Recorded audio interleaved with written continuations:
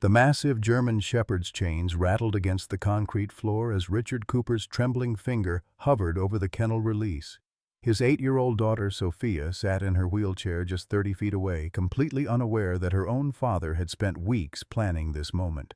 It wasn't supposed to be like this. Thor was meant to be their salvation, not their destruction.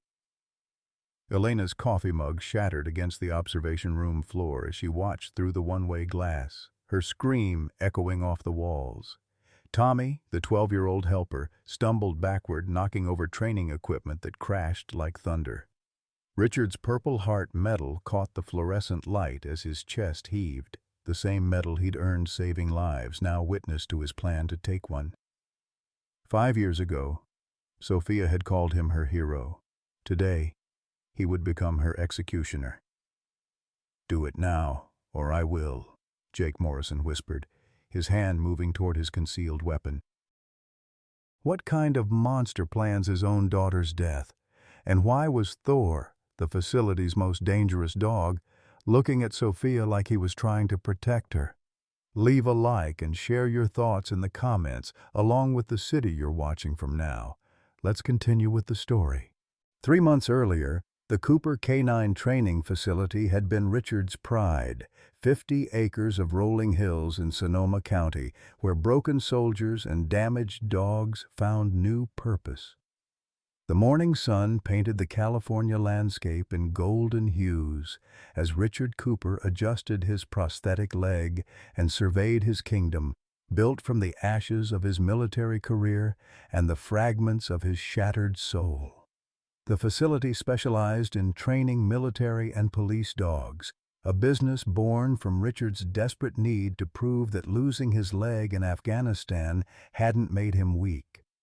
Purple Heart recipients weren't supposed to fail, weren't supposed to struggle with demons that whispered in the dark hours before dawn.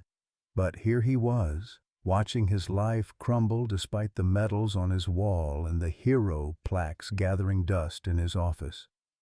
Elena Cooper moved through their home like a ghost of her former self, her nursing career sacrificed on the altar of their daughter's needs.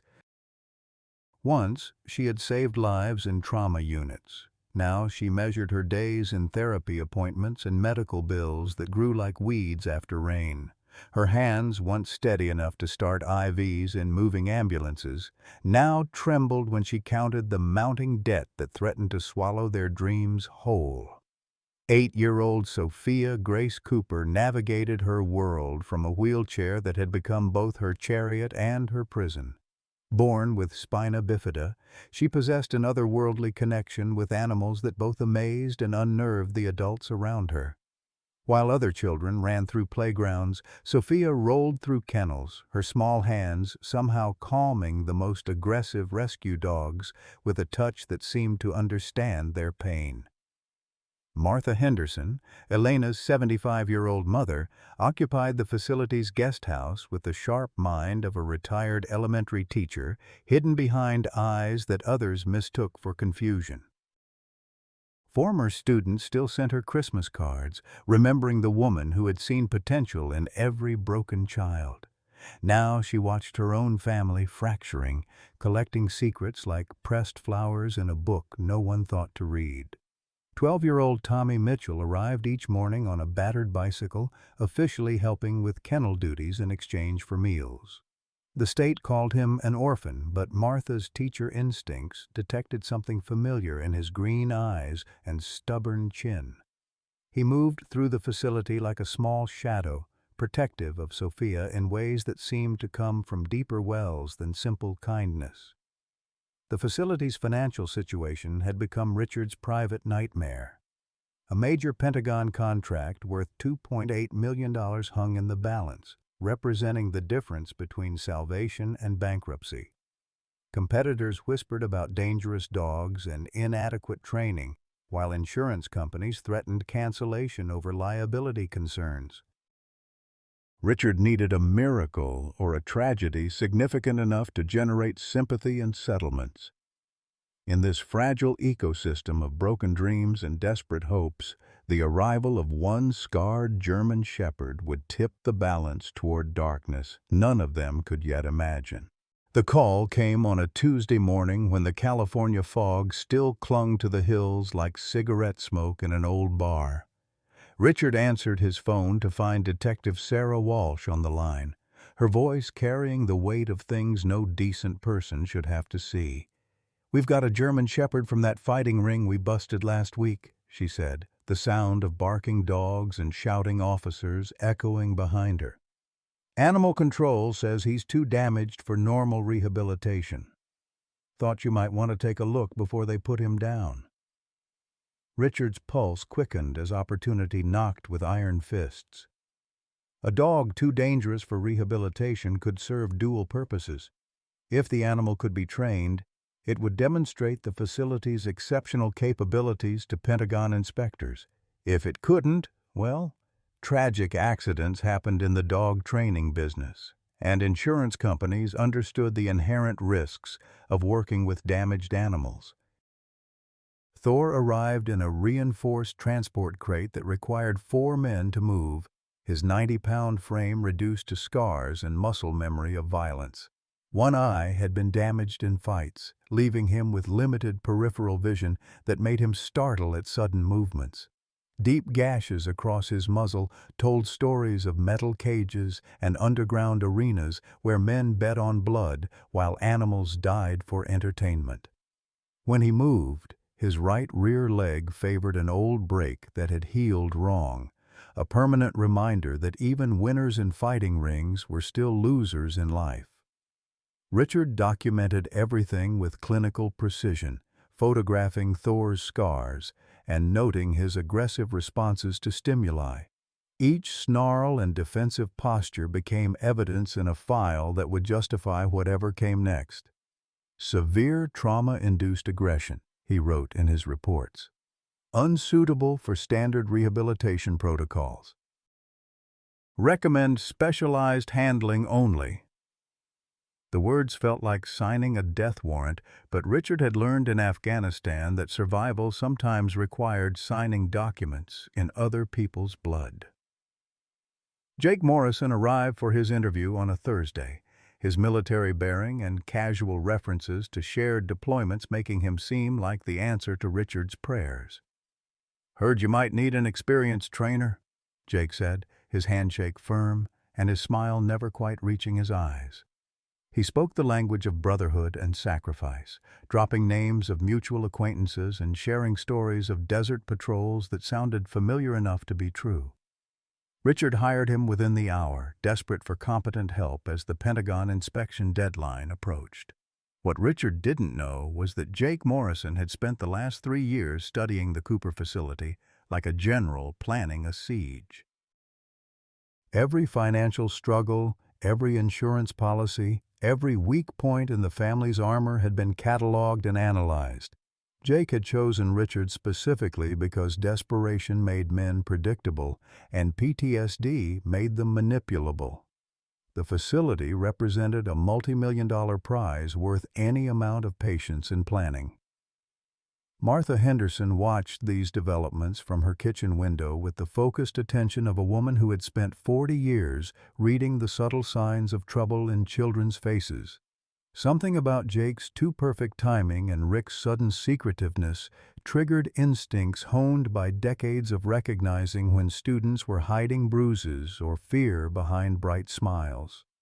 She began keeping a journal, writing observations in the careful cursive of a generation that had learned to document everything important by hand. Elena sensed the shift in her husband's mood like a barometric pressure change before a storm. Richard had always been difficult since his return from Afghanistan, but lately his silences had grown deeper and his glances at Sophia carried something that looked uncomfortably like assessment rather than affection. When she tried to discuss her concerns, Richard dismissed them as postpartum anxiety that had never quite resolved, even 8 years after Sophia's birth. Tommy noticed details that adults missed because children lived closer to the ground where truth often hid. He saw Jake feeding Thor supplements that made the dog more agitated rather than calmer. He overheard whispered conversations about insurance policies and acceptable losses that made his stomach twist with memories of other adults who had used careful words to justify terrible things. Most importantly, he observed that Richard never looked directly at Sophia anymore, as if his daughter had become something too painful or shameful to acknowledge. The Pentagon contract loomed 57 days away when Richard made his decision. During a late-night conversation with Jake, the plan crystallized with the cold logic of military strategy. Thor would be drugged to increase aggression during the demonstration. Sophia would be positioned in what appeared to be a safe viewing area, but was actually the attack zone. The accident would be tragic but explainable, generating both insurance settlements and public sympathy that would secure the family's financial future while solving Richard's deepest shame about raising a damaged child. Neither man realized that Martha's hearing had remained sharp enough to catch whispered conversations through thin walls, or that Tommy's dedication to protecting Sophia had made him an invisible witness to their planning. The chess pieces were moving across the board, but the game's outcome remained uncertain as multiple players pursued conflicting objectives in the shadowy space between love and destruction. The morning Sophia first encountered Thor marked the beginning of a transformation that would shake the foundations of everything Richard thought he understood about strength and weakness. Elena had taken Martha to a doctor's appointment in town, leaving Sophia in the care of Tommy while Richard conducted business calls in his office. The facility hummed with its usual rhythm of barking dogs and training exercises, a soundtrack that had become as familiar as breathing to everyone who lived there. Sophia had grown restless listening to the sounds of activity beyond her reach. At 8 years old, she possessed the natural curiosity of any child, amplified by the isolation that came with her disability. While Tommy cleaned kennels on the far side of the facility, she made a decision that would change everything. Rolling her wheelchair toward the restricted area where Thor was housed, she navigated around equipment and barriers with the skill of someone who had learned to see obstacles as puzzles rather than walls.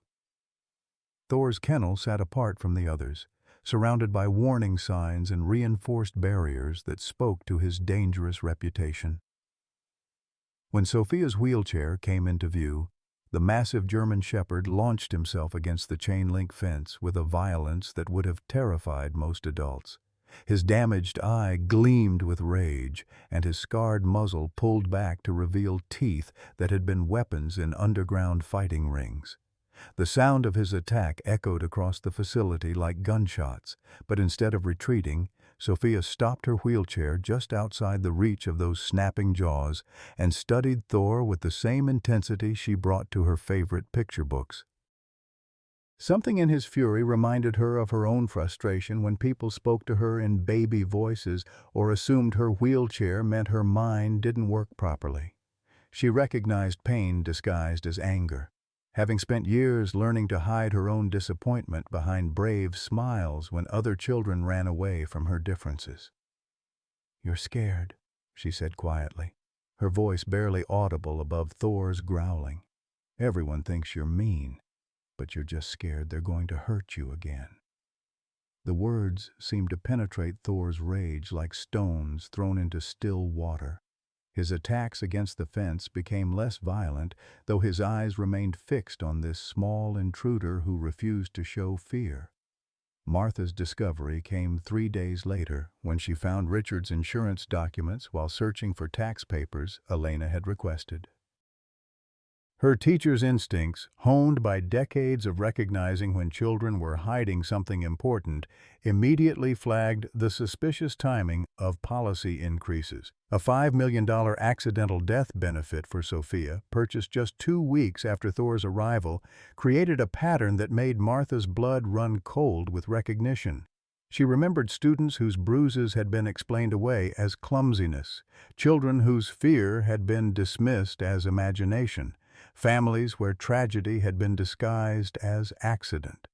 The same careful documentation, the same reasonable explanations, the same gradual escalation of circumstances that would make the unthinkable seem inevitable.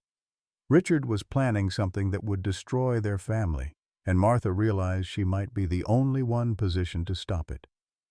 Elena's awakening came gradually, like emerging from anesthesia after surgery. Richard's behavior towards Sophia had been growing colder for months, but Elena had attributed it to stress over the facility's financial problems. She told herself that men processed emotions differently, that his military training had taught him to compartmentalize feelings in ways that sometimes looked like indifference. But when she found PTSD medication hidden in his desk drawer, prescriptions he claimed to be taking but clearly wasn't, she began to understand that her husband was drowning in waters she couldn't see. The breaking point came during a therapy session when Dr. Rodriguez asked about family dynamics and support systems. Elena found herself describing a man she barely recognized, someone who flinched when Sophia laughed and seemed to view their daughter's medical needs as personal failures rather than circumstances to navigate together. "It's like he sees her disability as evidence that he's genetically defective," she admitted, the words tasting like poison in her mouth. Tommy's revelation about his true identity emerged through Martha's detective work, rather than any confession from Richard. Birth certificates and medical records painted a picture of abandonment that explained the boy's fierce protectiveness of Sophia and his wariness around adult authority figures. Thomas Mitchell Cooper had been born 12 years earlier to a woman Richard had abandoned when prenatal testing revealed the possibility of genetic abnormalities. The pattern of rejecting imperfection had started long before Sophia's birth. When Martha confronted Tommy with the truth, his reaction was not surprise, but bitter confirmation of suspicions he had carried like stones in his chest. "I figured it out when I saw how he looks at Sophia," Tommy said, his voice carrying the weight of someone much older. "Same way he must have looked at my mom when the doctor said something might be wrong with me. He throws away anything that isn't perfect." Richard's private meetings with Jake Morrison took on new significance as Martha began documenting their conversations. Phrases like acceptable losses and necessary sacrifices drifted through thin walls into Martha's increasingly worried consciousness. The two men spoke in military terminology that disguised civilian planning, using euphemisms for violence that would have been familiar to anyone who had served in combat zones where difficult decisions required careful justification. Jake's manipulation of Richard was masterful in its simplicity. He positioned himself as the voice of pragmatic necessity, suggesting rather than ordering, guiding Richard toward conclusions that felt like personal decisions rather than external pressure. "Sometimes the kindest thing is to end suffering before it gets worse," Jake would say, or, "A man has to protect his family's future even when the choices are hard." The final piece of the puzzle fell into place when Martha intercepted a phone call between Jake and an unknown associate. "The inspection is in 6 weeks, Jake said, his voice carrying the confidence of someone whose plan was proceeding perfectly. "Cooper's already committed to the demonstration. After that, the facility will need new management, and the family won't be in any position to interfere." The chessboard was set, with players moving toward a confrontation that would determine whether love or fear would triumph in the Cooper family's future. The transformation of Thor began in stolen moments when official eyes were turned elsewhere, a secret rehabilitation conducted by an 8-year-old girl who understood brokenness better than the adults who surrounded her.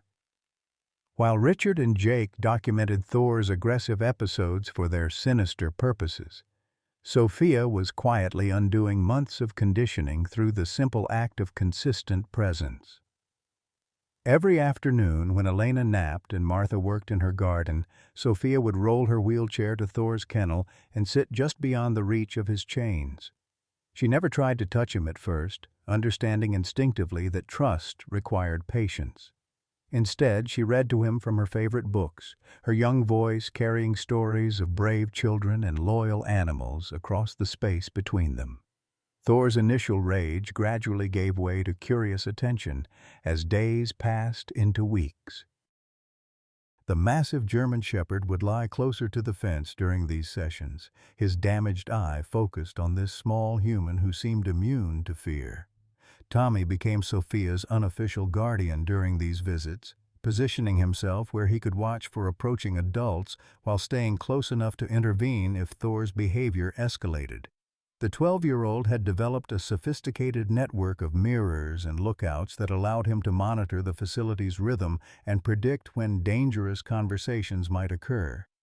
His military brat instincts, inherited from the father who had abandoned him, proved invaluable in gathering intelligence about the growing conspiracy.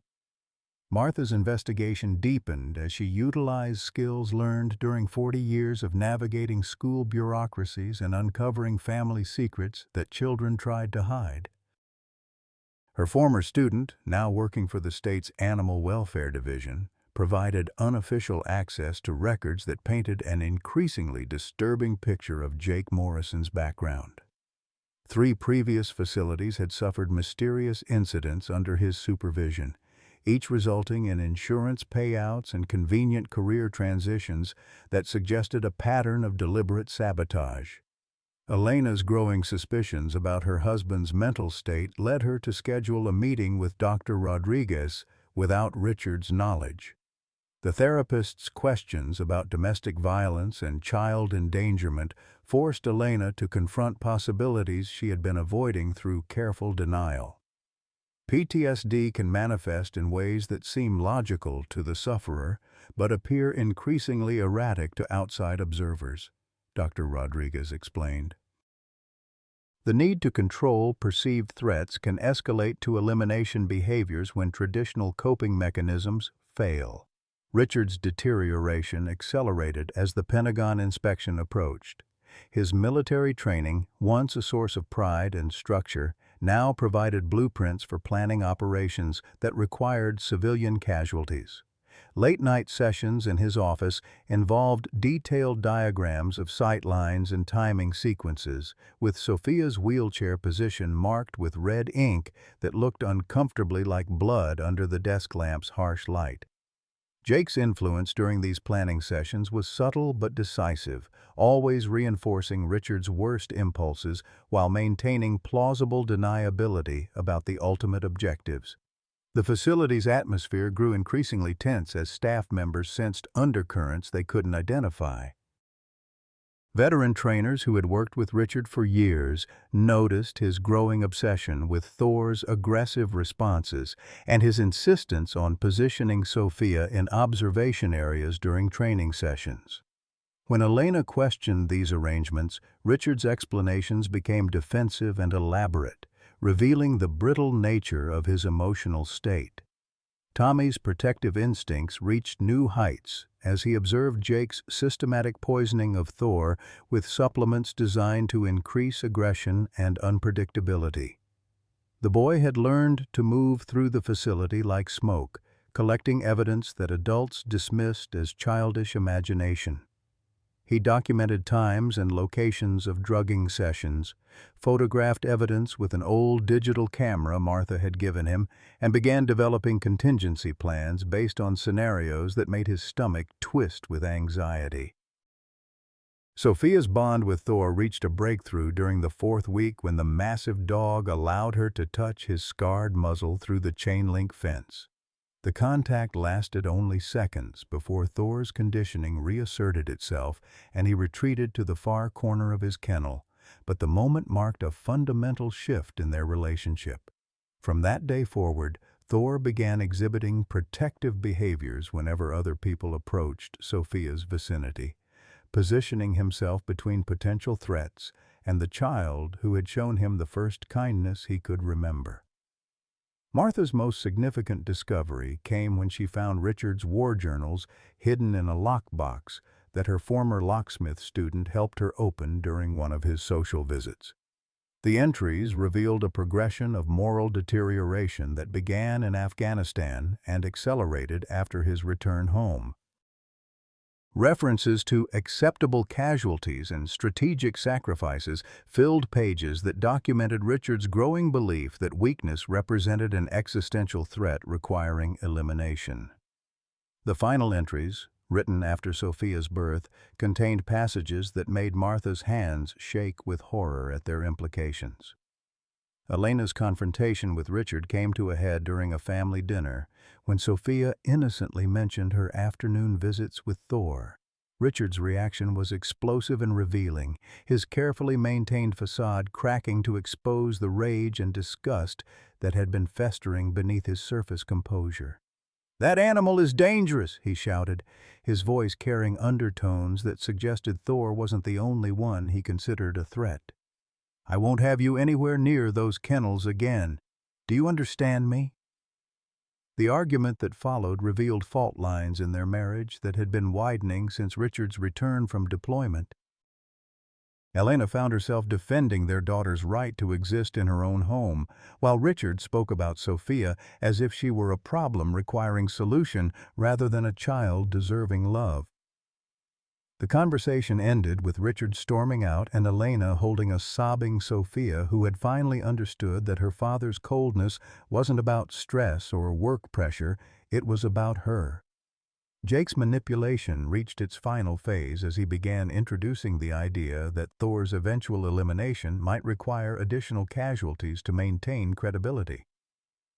"If the dog attacks during the demonstration and only injures someone," he suggested during one of their planning sessions, "investigators might ask uncomfortable questions about preparation and supervision.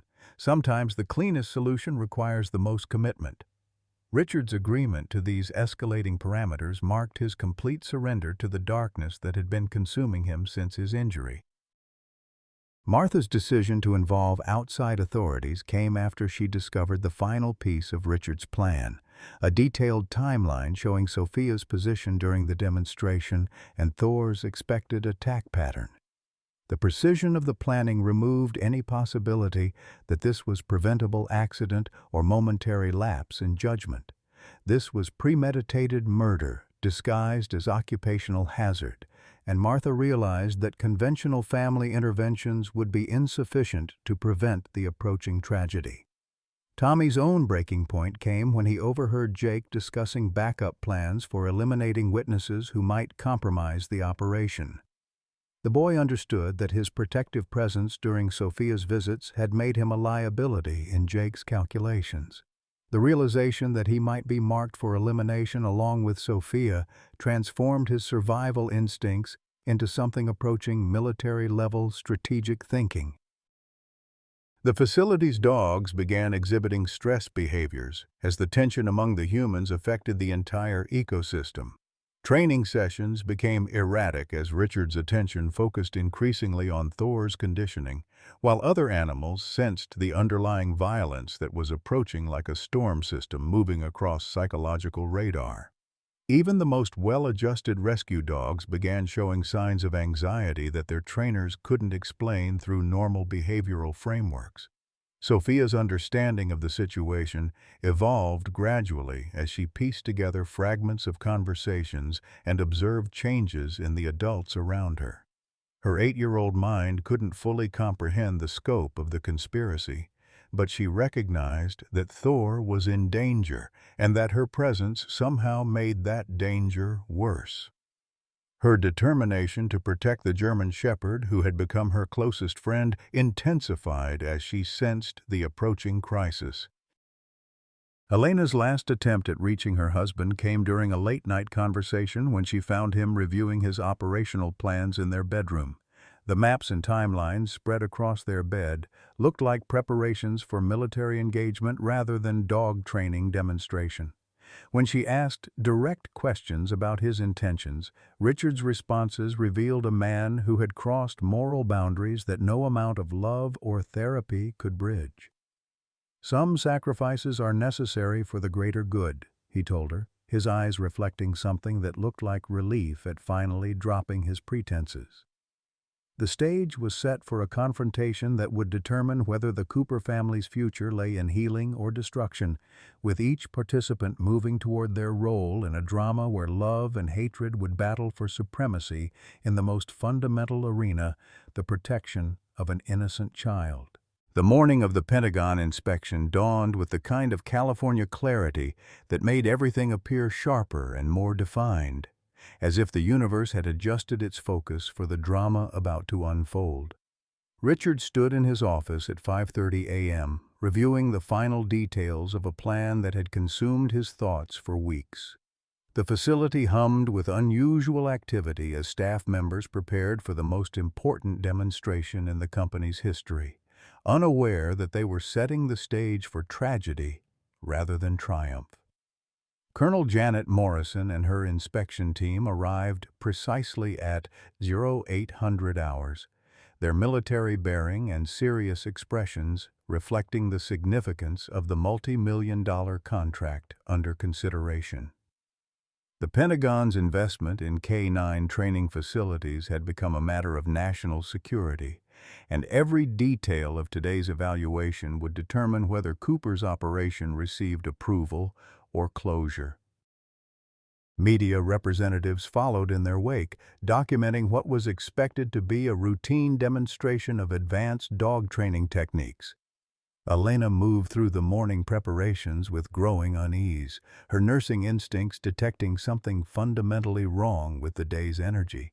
Richard's behavior had become increasingly manic as the inspection approached, his movements jerky and his conversations disjointed in ways that reminded her of patients experiencing psychological breaks. When she tried to discuss her concerns, he dismissed them with irritation that bordered on aggression, insisting that everything was proceeding according to plan.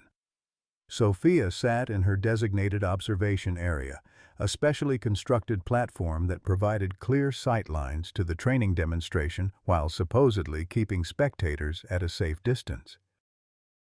What she didn't know was that Richard and Jake had calculated this position with military precision, ensuring that Thor's attack would reach her before anyone could intervene. The wheelchair's bright red frame made her an unmistakable target, positioned like a bullseye in the center of Jake's tactical planning. Martha remained in her guest house during the official preparations, maintaining the facade of elderly confusion while monitoring radio communications through equipment borrowed from her former student in law enforcement. Her investigation had culminated in a file of evidence that could destroy Richard's conspiracy, but timing would be crucial in preventing immediate harm to Sophia. State investigators were en route, but their arrival was still hours away, too late to prevent the morning's demonstration. Tommy positioned himself strategically near the equipment storage area, where he had hidden emergency supplies and established escape routes based on his study of the facility's layout. His 12-year-old mind had developed contingency plans that would have impressed military strategists, driven by desperate determination to protect the only family he had ever known. The weight of responsibility felt crushing for someone so young. But Tommy understood that adults couldn't be trusted to save Sophia when some of those same adults were planning her destruction.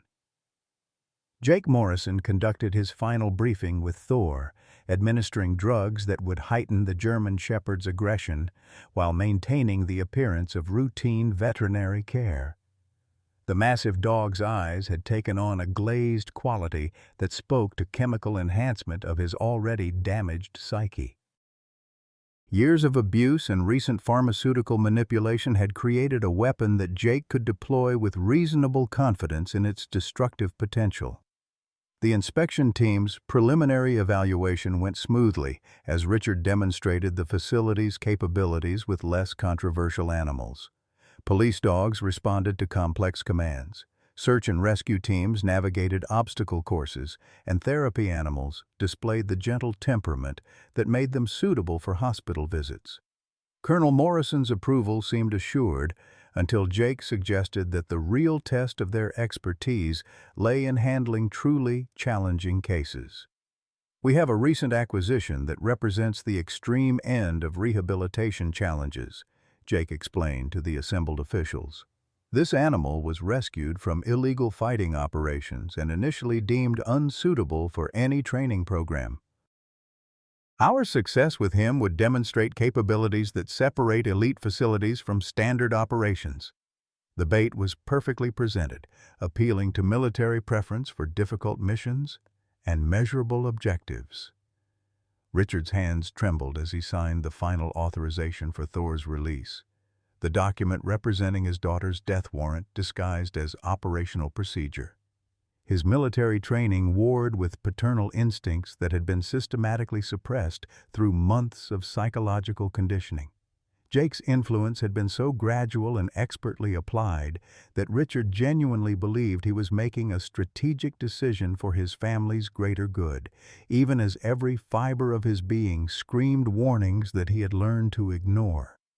Elena's last-minute attempt to remove Sophia from the demonstration area was blocked by security protocols that Jake had insisted upon for insurance purposes.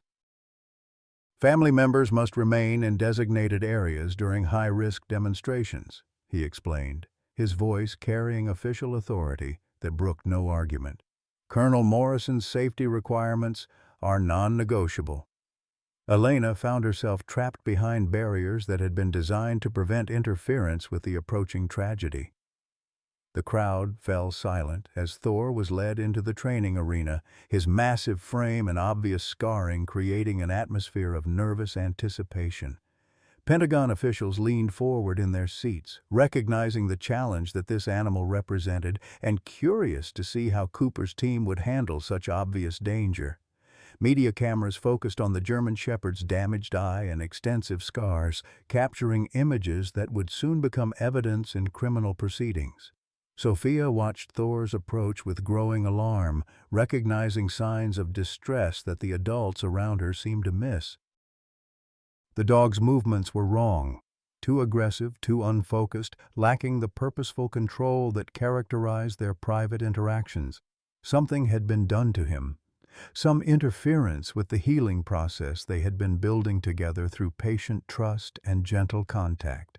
Her 8-year-old understanding couldn't identify the chemical source of his altered behavior, but she knew that this wasn't the Thor who had learned to accept her touch. Martha's emergency call to state investigators carried new urgency as she watched the demonstration begin through binoculars from her kitchen window. "They're drugging the dog," she reported to Detective Walsh, her voice tight with controlled panic. "The child is positioned exactly where the attack will reach her." This isn't an accident waiting to happen. This is murder in progress. The detective's promise of immediate response felt hollow against the reality of distance and bureaucratic procedures that moved too slowly to prevent immediate tragedy. Tommy made his decision as Thor was released from his restraints, abandoning his hiding place to sprint toward the demonstration area despite security barriers and shouted warnings from facility staff. His small size and desperate determination allowed him to slip through gaps in the protective perimeter, driven by the absolute certainty that no adult would act quickly enough to save Sophia from what was approaching. Jake's satisfaction was evident as Thor began moving toward Sophia's position with the purposeful aggression that months of conditioning had instilled. The plan was unfolding with military precision, each element functioning according to design. In moments, the tragic accident would provide insurance settlements, eliminate Richard's source of shame, and create the chaos necessary for Jake to assume control of a facility worth millions of dollars. Richard experienced a moment of absolute clarity as he watched his daughter's face change from curiosity to fear, understanding finally hitting him with the force of an IED explosion. This wasn't strategic planning or necessary sacrifice. This was the murder of an innocent child by her own father, facilitated by evil that had disguised itself as pragmatic necessity. His paralysis broke as paternal instincts reasserted themselves, but his warnings came too late to alter the trajectory of events already in motion. Colonel Morrison's professional assessment shifted from evaluation to emergency response as she recognized genuine danger developing in front of her inspection team. Military protocols for containing dangerous situations activated automatically, but civilian facilities lacked the resources for immediate intervention in situations that had evolved beyond normal parameters. The Pentagon's investment decision had become secondary to preventing a tragedy that would haunt everyone present. The arena fell into that strange suspension of time that precedes catastrophic events, where seconds stretch into eternity and every observer becomes acutely aware of their powerlessness to alter approaching disaster. Thor's approach toward Sophia accelerated as chemical enhancement overcame whatever restraint remained in his damaged psyche, while adults, who should have protected her, found themselves frozen by shock, distance, and the terrible realization that they were about to witness something that would change them forever. The universe seemed to hold its breath as Thor's massive frame launched toward Sophia's wheelchair with the devastating force of 90 pounds of muscle and chemical-enhanced rage.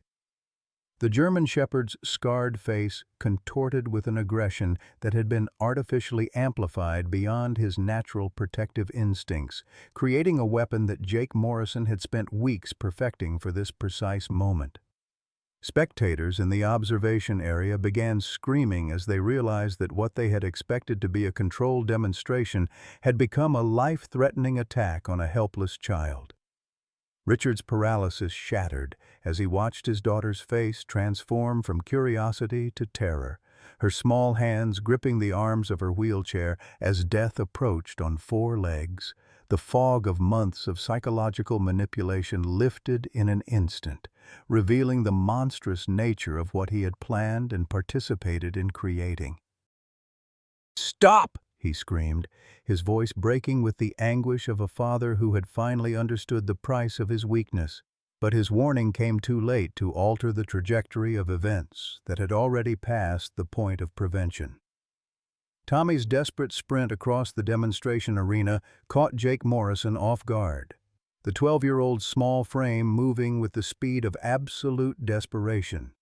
The boy's military brat instincts, inherited from the father who had abandoned him, now served the protection of his adopted sister as he threw himself between Thor's attack and Sophia's wheelchair.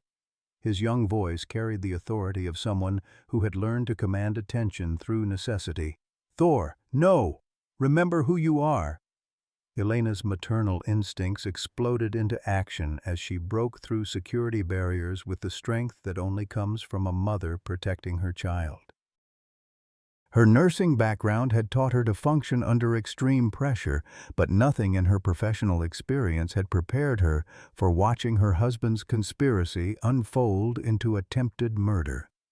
She reached Sophia's wheelchair just as Thor's momentum carried him past Tommy's intervention, the massive dog's claws leaving deep gouges in the platform where Sophia sat frozen with fear.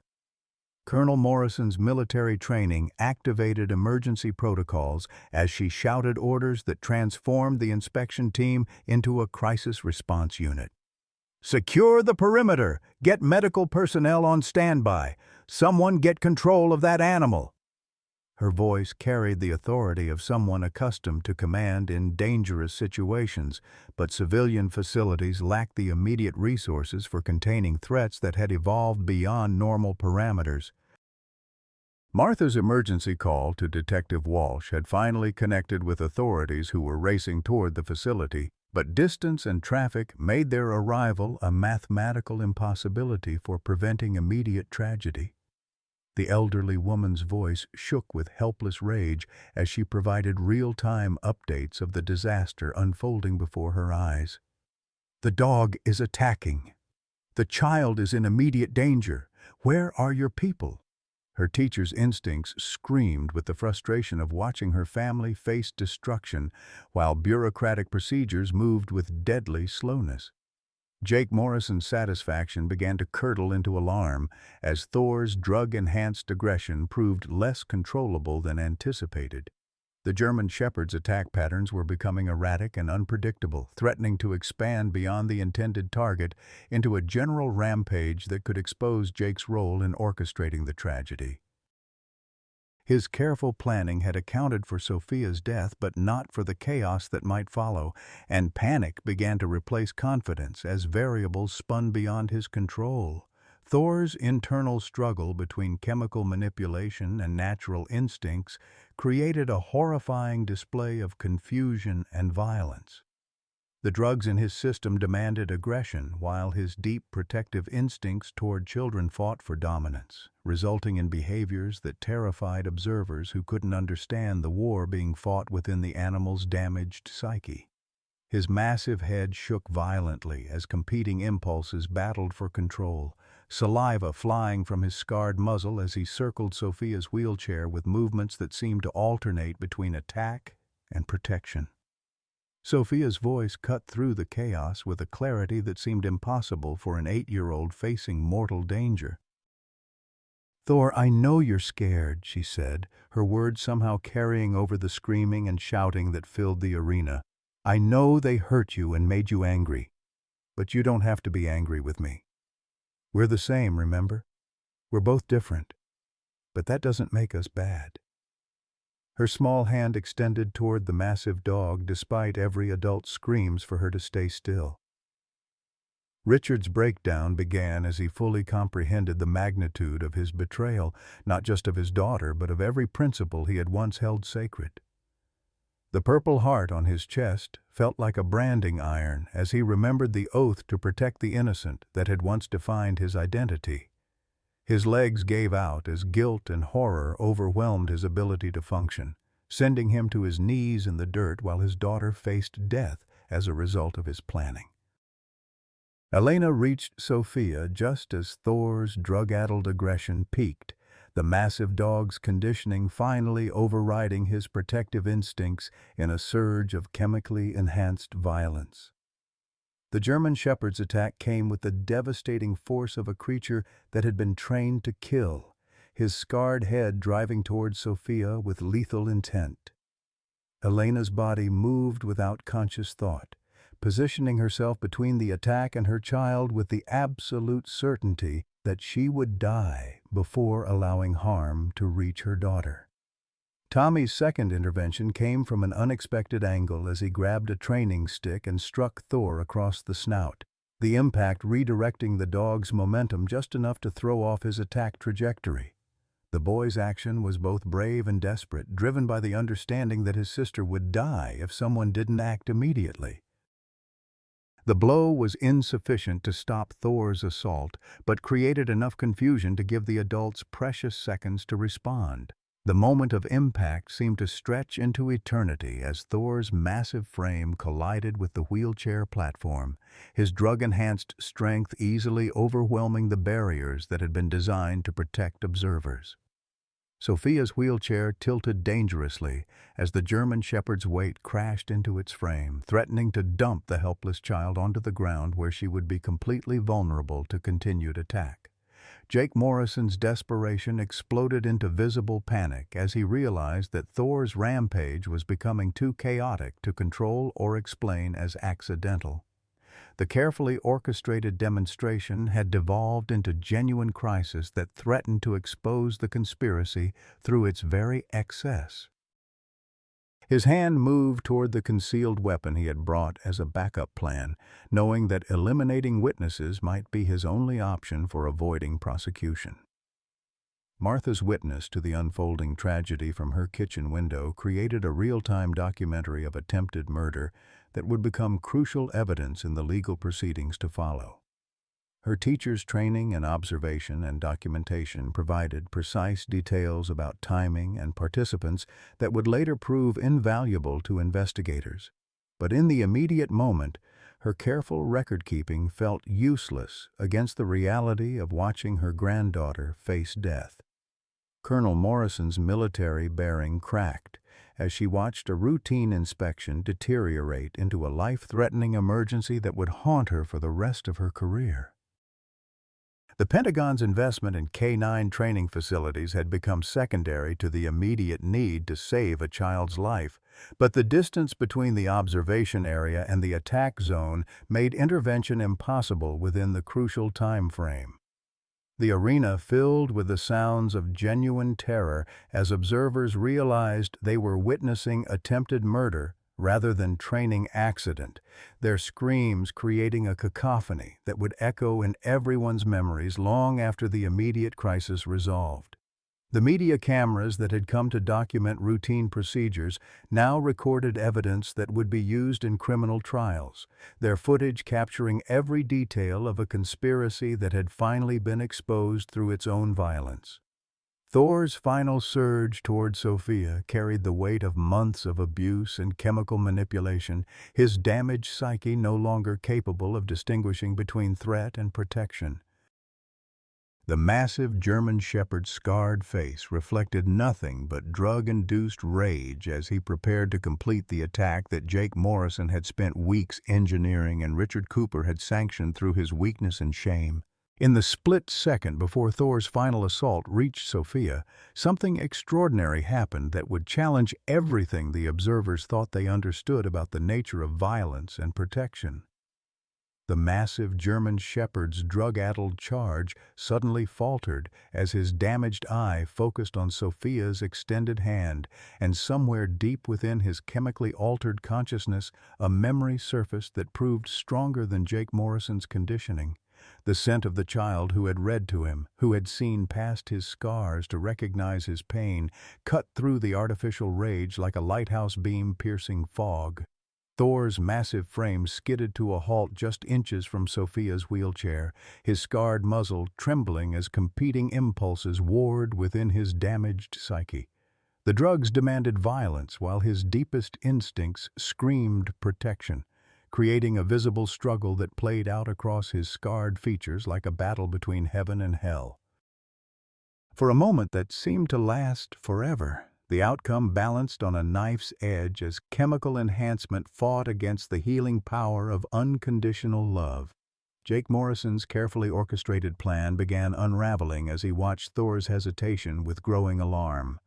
The German Shepherd's failure to complete the attack threatened to expose the entire conspiracy, and Jake's desperation exploded into panic as he realized that his insurance fraud scheme was crumbling before his eyes. His hand moved toward the concealed pistol he had brought as a backup plan, knowing that eliminating both the dog and potential witnesses might be his only option for avoiding prosecution. "The dog malfunctioned," Jake shouted to the stunned observers, pulling his weapon with movements that revealed his true nature to everyone present. "I need to put it down before someone gets killed." His mask of concerned professionalism slipped completely as survival instincts took over, transforming him from helpful trainer into desperate criminal willing to commit multiple murders to protect his scheme. Martha's voice cut through the chaos from her kitchen window as she broadcast the unfolding conspiracy to Detective Walsh over their open phone connection. "Morrison has a gun. He's the one behind everything. The dog didn't attack. It protected the child." Her teacher's instincts for recognizing truth versus deception provided crucial real-time intelligence to authorities who were still racing toward the facility. Richard's psychological breakdown reached its climax as he watched Jake's weapon emerge, finally understanding the full scope of the manipulation he had fallen victim to over the previous months. The realization that he had been a pawn in someone else's scheme rather than the architect of his own family's destruction provided no comfort, only the additional burden of knowing that his weakness had made him complicit in attempted murder. Tommy's protective instincts exploded into action as he positioned himself between Jake's gun and his sister, the 12-year-old's small frame trembling with determination that would have impressed seasoned soldiers. "You're not going to hurt her," he declared, his young voice carrying an authority that spoke to reserves of courage developed through years of protecting himself from predatory adults. "I won't let you." Elena's maternal rage reached volcanic proportions as she fully comprehended the scope of the conspiracy that had targeted her daughter.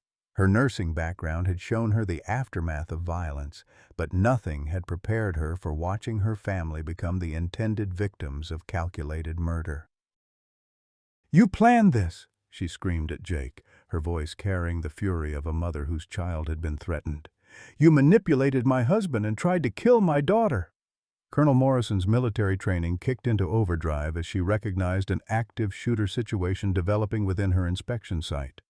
"Everyone down! Take cover!" she commanded, her voice carrying the authority of someone accustomed to combat situations. The Pentagon official's presence transformed what might have been chaotic civilian panic into organized response as observers followed military protocols for surviving under fire. Thor's final choice came as Jake's gun swung toward Sophia, the German Shepherd's protective instincts overriding every chemical influence and conditioned response that had been forced upon him. The massive dog's scarred body launched between the weapon and the child with the devastating precision of a creature that had been bred for protection rather than destruction. His damaged eye fixed on Jake with an intelligence that spoke to understanding rather than blind aggression. Jake's shot rang out across the facility as Thor's 90-pound frame slammed into him with the force of a furry missile, the bullet's trajectory altered by the impact of a dog who had chosen love over conditioning. The weapon discharged harmlessly into the air as Jake crashed to the ground under Thor's weight, his carefully planned conspiracy destroyed by the very animal he had tried to turn into a weapon. The German Shepherd's protective fury was terrible to witness as he pinned Jake to the ground, his scarred muzzle inches from the throat of the man who had poisoned and abused him for weeks. But instead of delivering the killing bite that his size and training made possible, Thor held his position without inflicting mortal damage, displaying the restraint that spoke to his fundamental nature as a protector rather than a killer. Richard's moment of redemption came as he struggled to his feet and stumbled toward his daughter, his voice breaking as he tried to find words for the apology that seemed inadequate for the magnitude of his betrayal. "Sophia, I'm sorry," he whispered, his purple heart feeling like lead against his chest as he knelt beside her wheelchair. "I forgot what it means to be a father, what it means to be a man." Elena's embrace of her daughter was fierce with the desperation of someone who had come within seconds of losing everything that mattered. "You're safe," she repeated like a mantra, her hands checking for injuries, while her mind struggled to process the reality that her husband had been willing to sacrifice their child for insurance money and the elimination of shame. Tommy's revelation of his true identity came pouring out in the aftermath of crisis, his young voice shaking as he told Sophia the truth about his relationship to the family. "Richard is my father too," he admitted, the words carrying years of pain and confusion. "He left my mom when she was pregnant because he thought I might be born with problems, but I'm not broken, and neither are you." Martha's arrival at the scene brought the authority of someone who had been documenting the conspiracy from its beginning, her arms full of evidence that would ensure Jake's prosecution and Richard's accountability. "I have recordings of everything," she announced to Colonel Morrison, her teacher's instincts for documentation proving invaluable in preserving evidence. "Phone calls, planning sessions, insurance documents, everything they did is documented." Detective Walsh's arrival with state investigators transformed the scene from family crisis into criminal investigation. But the immediate danger had passed thanks to the intervention of a dog who had chosen to protect rather than destroy. Jake Morrison found himself in handcuffs as evidence of his insurance fraud scheme and attempted murder plot began emerging from Martha's careful investigation. Thor's condition became critical as the stress of fighting both chemical enhancement and emotional trauma took its toll on his damaged system. The massive German Shepherd collapsed beside Sophia's wheelchair, his breathing labored and his scarred body trembling with exhaustion from the internal battle he had fought and won. Sophia's small hand rested on his head as she whispered words of comfort to the dog who had saved her life. The facility's transformation from training center to crime scene marked the end of Richard's dreams and the beginning of accountability that would reshape the Cooper family forever. Emergency medical personnel worked to stabilize Thor, while investigators documented evidence of a conspiracy that had come within seconds of succeeding in its murderous objectives. Colonel Morrison's inspection report would document the day when a routine evaluation became a testament to the power of love to overcome conditioning, proving that some bonds transcend training and that protection instincts run deeper than chemical manipulation. The Pentagon's contract decision had become secondary to the larger questions about rehabilitation, redemption, and the true nature of strength versus weakness. The arena that had nearly witnessed murder instead became the site of revelation, where masks were finally removed and truth emerged from months of careful deception, proving that sometimes the most broken beings are capable of the greatest acts of heroism. 6 months after the day that nearly destroyed the Cooper family, the morning sun painted the renovated facility in golden hues that seemed to promise redemption for even the most broken souls. The Cooper Canine Training Center had been transformed into Second Chances Sanctuary, a testament to the power of love to heal wounds that seemed insurmountable. Elena stood in the main office watching through the window as Sophia worked with a group of children who had come seeking the same healing that she and Thor had found in each other's damaged but determined hearts. Thor's recovery had been slow and painful, requiring multiple surgeries to repair internal damage from the drugs Jake Morrison had used to turn him into a weapon. The veterinary team at UC Davis had worked miracles to save the German Shepherd's life. But it was Sophia's daily presence during his rehabilitation that truly brought him back from the brink of death. The massive dog's scarred frame still bore the evidence of his brutal past, but his eyes now held peace instead of rage, reflecting the transformation that love could accomplish when given time to work its quiet magic. Richard's journey toward redemption had been the most difficult of all, requiring him to face the full scope of his moral collapse while serving a 5-year sentence for conspiracy and child endangerment. The maximum security facility where he was housed had become an unexpected place of healing as he participated in programs designed to help veterans process trauma without transferring their pain to innocent victims.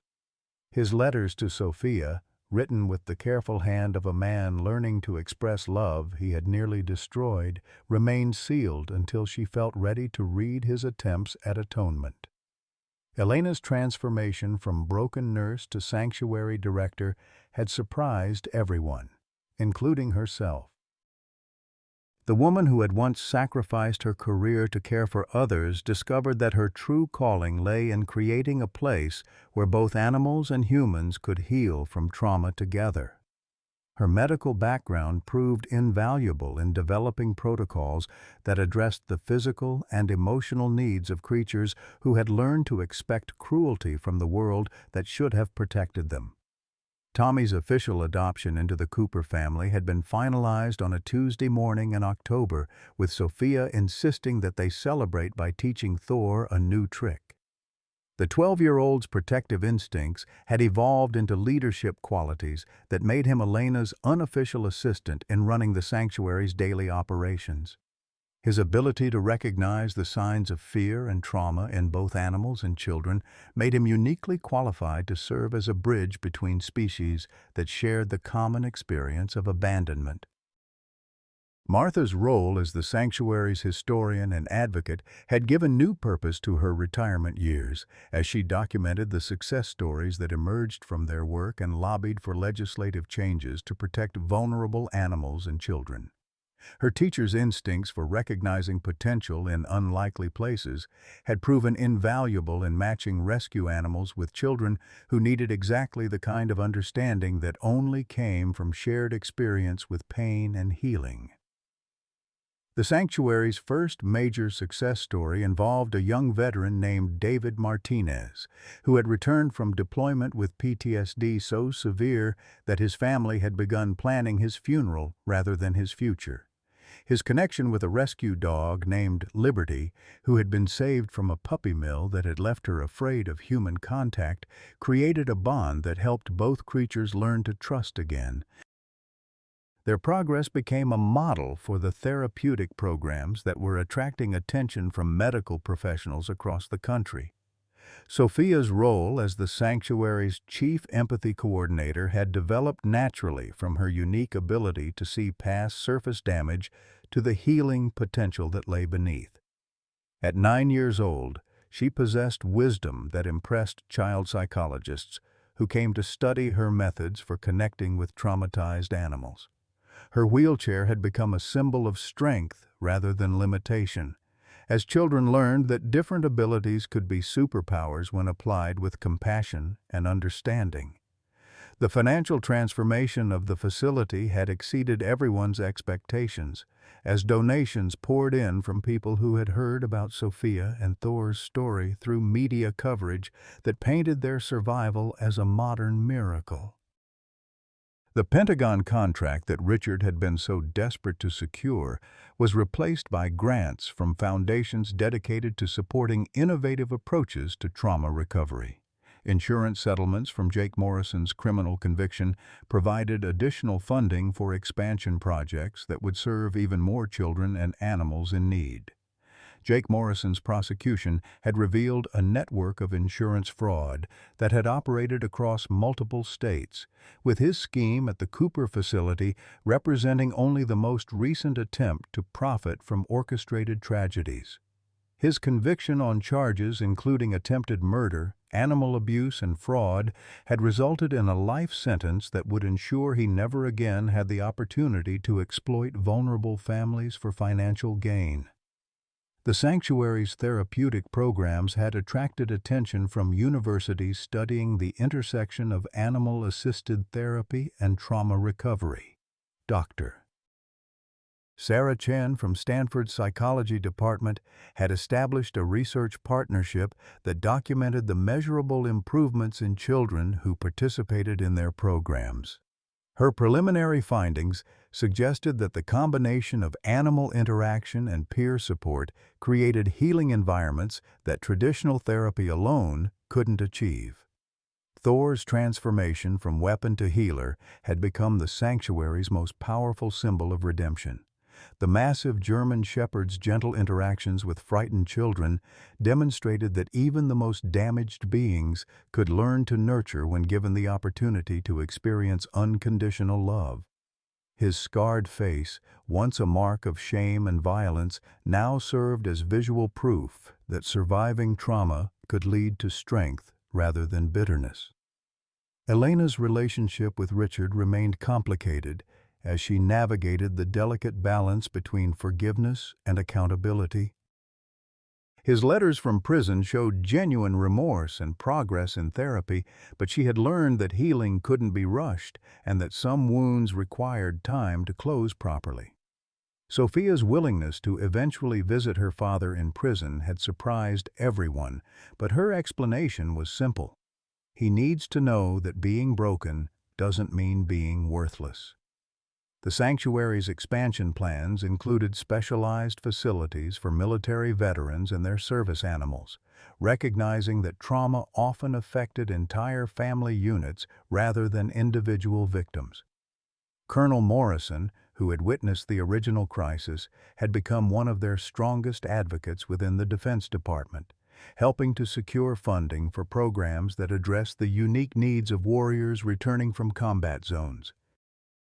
Tommy's academic success had been one of the unexpected benefits of his stable home environment, as his protective instincts channeled into studies that would prepare him for a career in veterinary medicine. His plan to specialize in trauma recovery for animals reflected the same dedication to helping the vulnerable that had driven him to protect Sophia during their darkest hours. Martha's documentation of their journey had attracted the attention of publishers interested in sharing their story with audiences who needed hope that redemption was possible even after the worst failures of human nature. Her manuscript, titled Second Chances: How Love Heals What Hate Has Broken, was being considered by editors who recognized the universal appeal of their message. The sanctuary's success had created a waiting list of families seeking their services, testament to the growing recognition that traditional approaches to trauma recovery often missed the healing potential of interspecies relationships. Children who had been written off by conventional therapy programs found new hope in the eyes of animals who understood abandonment and abuse from their own experience. Sophia's 9th birthday celebration had been held in the sanctuary's main hall, surrounded by rescue animals and children whose lives had been transformed by their programs. Thor wore a special harness decorated with flowers for the occasion, his presence serving as both guardian and gentle giant who proved that size and scars were less important than the size of one's heart. The Cooper family's story had become a testament to the possibility that even the most broken relationships could be rebuilt when all parties committed to the difficult work of healing. Their journey from near tragedy to triumph served as inspiration for other families facing their own crises, proving that love could indeed conquer the darkness that sometimes threatened to destroy everything worth preserving. As the sun set over the sanctuary's peaceful grounds, Elena watched Sophia reading to a group of rescue puppies, while Thor supervised with the gentle authority of a creature who had learned that his true strength lay not in violence, but in protection. The sight reminded her that sometimes the most beautiful flowers grew from the darkest soil, and that second chances were gifts that could transform not just individual lives, but entire communities dedicated to the revolutionary idea that everyone deserved the opportunity to heal. Dear friends, if you're between 55 and 68, you understand that life's greatest heartbreaks often lead to its most beautiful redemptions. Like Richard Cooper, many of us have carried burdens from our past, whether from military service, failed relationships, or moments when we've fallen short of our own expectations. We've watched our children struggle, felt the weight of being different in a world that demands perfection, and wondered if second chances truly exist. Sophia's story reminds us that our scars don't define us. They prepare us to recognize pain in others and offer the healing touch of understanding. Martha's wisdom shows us that age brings not weakness, but the clarity to see what truly matters. Thor's transformation proves that even the most wounded hearts can learn to love again when someone believes in their worth. At this stage of life, when grandchildren may live far away and old friends have moved on, we need reminders that family isn't always about blood. It's about choosing to love despite imperfections. Every ending can become a new beginning when we decide that broken doesn't mean worthless. Your story isn't over yet, and your next chapter might be your most beautiful. What moment in your life taught you that being different could actually be a strength? Have you ever witnessed or experienced a second chance that completely changed someone's path? Please share your thoughts in the comments below. Your story might be exactly what someone else needs to hear today.